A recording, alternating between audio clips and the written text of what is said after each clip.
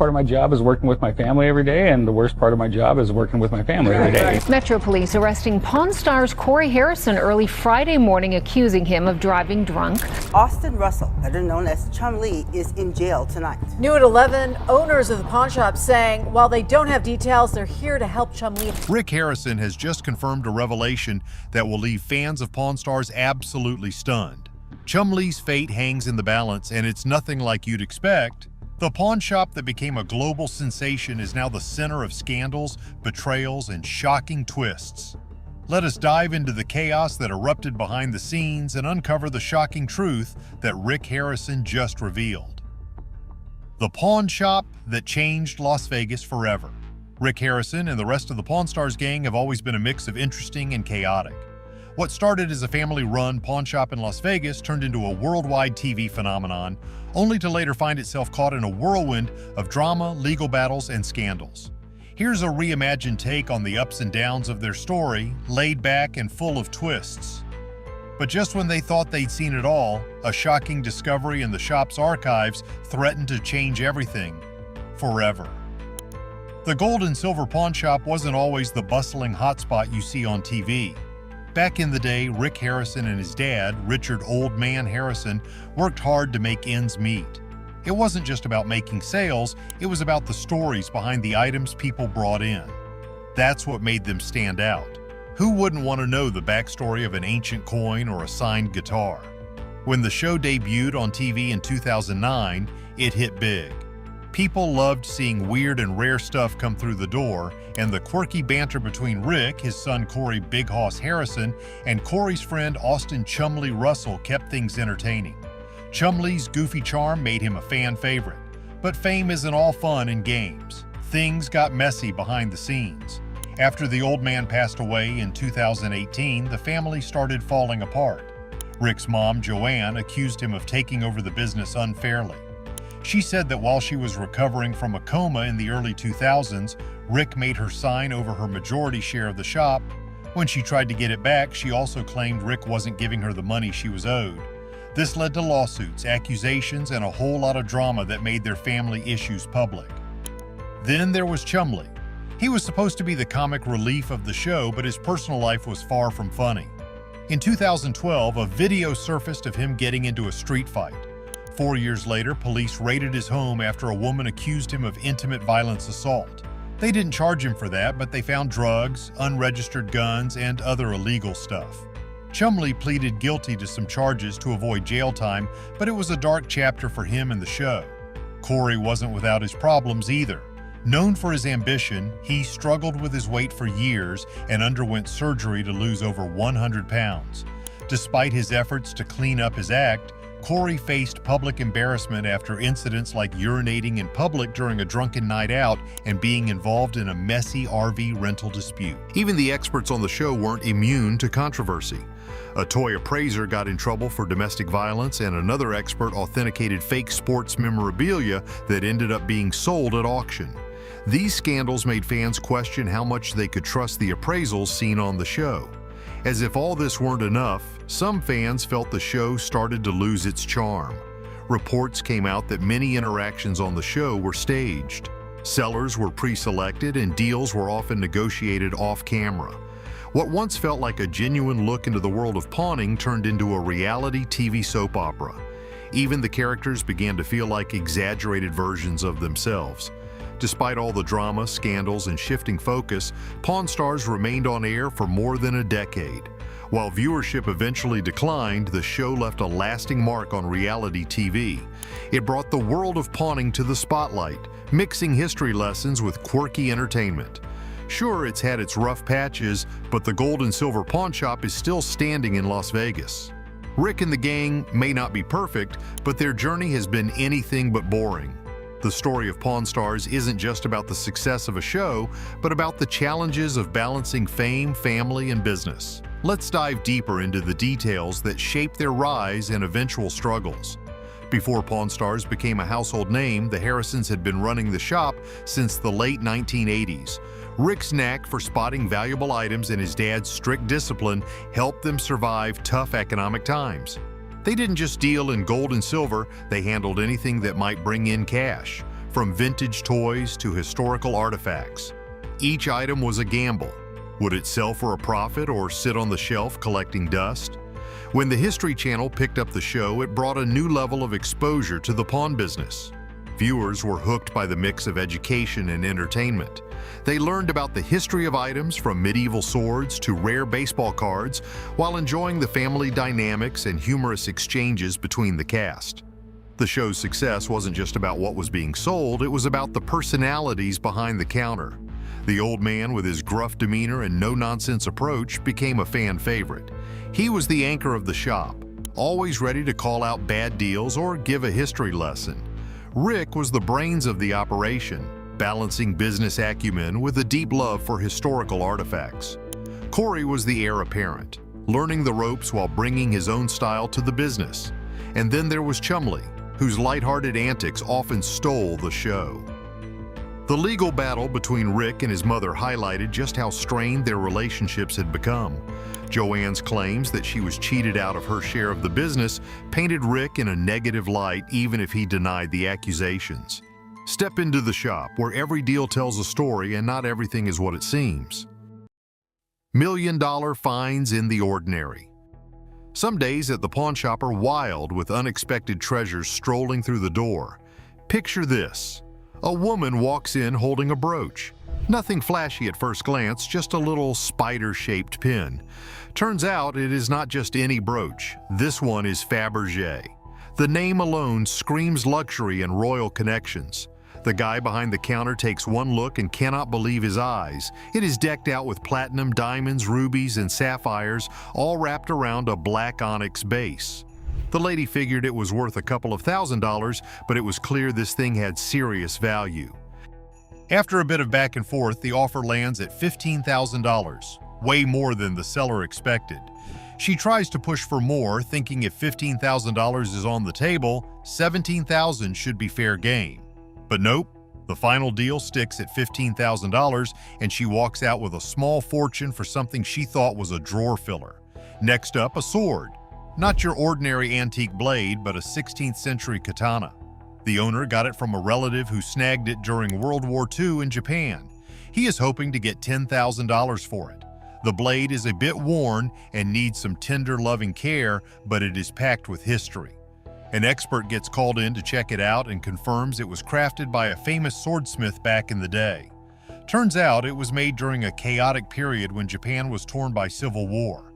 The final offer lands at $6,000, which is more than the seller initially asked for. Not a bad payday for a family heirloom. Then there is the guy with silver dollars. He brings in a batch of coins inherited from his aunt.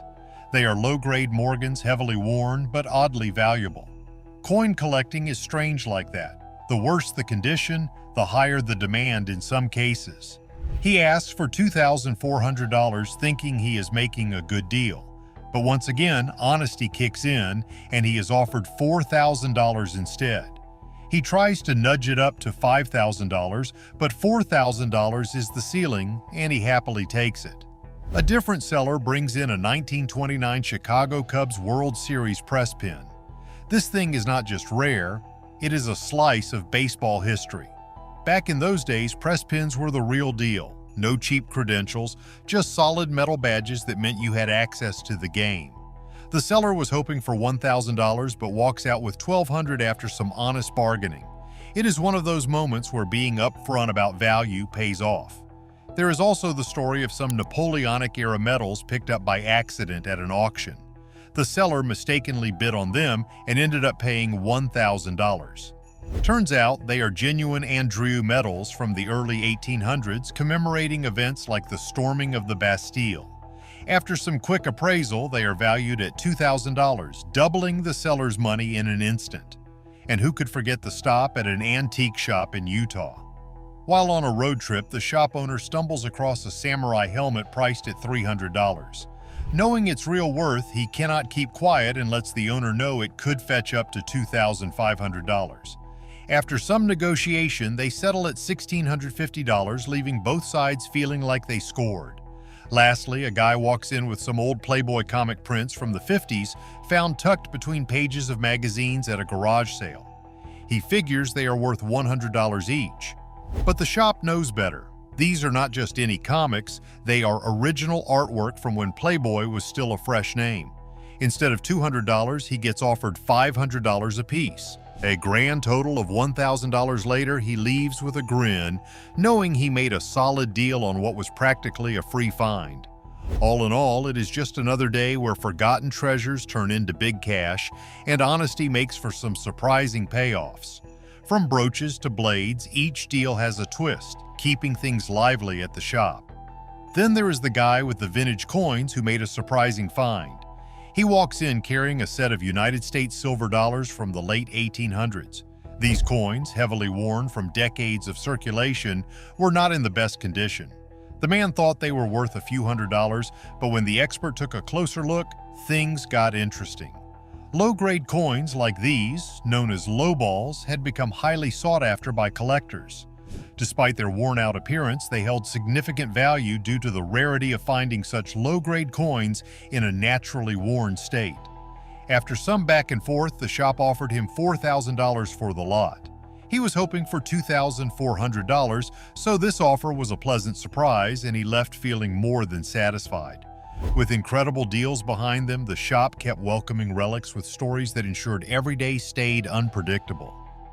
Civil War relics and rock and roll memorabilia. In another instance, a man brings in a 19th century rifle with a fascinating backstory. The rifle had been passed down through generations and was believed to have been used during the American Civil War. Although the rifle showed signs of wear and needed restoration, its historical value was undeniable. The seller was initially looking for $3,000. After bringing in an expert to verify the rifle's authenticity and history, the shop made an offer of $4,500, which the seller gladly accepted. The rifle's unique story and historical significance made it a prized addition to the shop's collection. One more memorable deal involved a rare set of Beatles memorabilia. The seller had an autographed photo and a ticket stub from one of their early concerts. The items were in excellent condition, and the seller was hoping to get $5,000. After verifying the authenticity of the signatures, the shop offered $8,000, citing the high demand for Beatles memorabilia among collectors. The seller was thrilled, having walked in expecting far less than what he walked out with. Another quirky item that made its way into the shop was an old jukebox from the 1950s. The seller claimed it still worked, though it needed a bit of maintenance. The brightly colored jukebox with its retro design and classic tunes caught the eye of the shop's owner. After testing it and confirming that it played records smoothly, an offer of $3,000 was made. The seller accepted, happy to see the jukebox go to someone who appreciated its charm. On a different day, a man arrived with a collection of vintage comic books.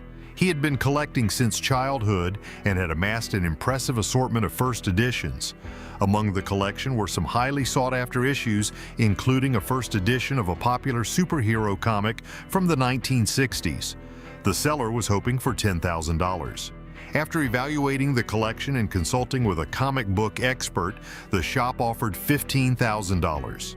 The seller was stunned but delighted, as he had not expected such a high offer. Another fascinating item was a 19th century grandfather clock. The clock, standing tall with intricate carvings and a beautifully polished wood finish, had been in the seller's family for generations. He was looking to part with it for financial reasons and was hoping for $4,000. After a thorough inspection by a clock expert, it was revealed that the clock was crafted by a renowned clockmaker of the era. The shop offered $6,000 and the seller accepted, pleased with the fair price. A truly unusual piece that came in was a vintage typewriter said to have been used by a famous author. The seller had documents proving its authenticity, including a signed letter from the author mentioning the typewriter.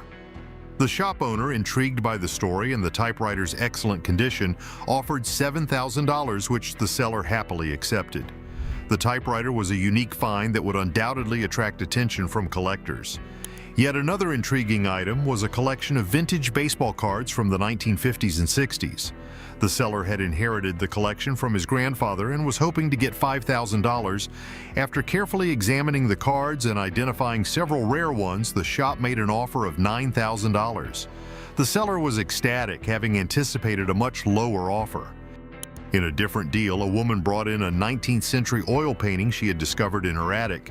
The painting was signed by a well-known artist, and after some research, she learned it could be worth a significant amount. She was hoping for $8,000. After consulting with an art expert who confirmed the painting's authenticity, the shop offered $10,000, which the seller accepted.